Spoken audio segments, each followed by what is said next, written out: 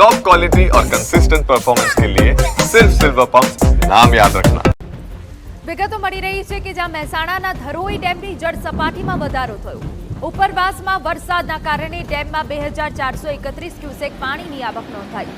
Dharoi dam કુલ સંગ્રહ ક્ષમતાના 88.65% ભરાયો છે।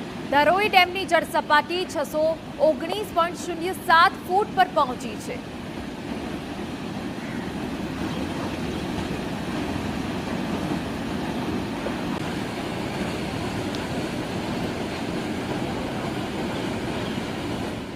તો વરસાદના કારણે ડેમમાં 2431 ક્યુસેક પાણીની આવક નોંધાઈ છે। ભારે વરસાદના કારણે જળ સપાટી વધી છે।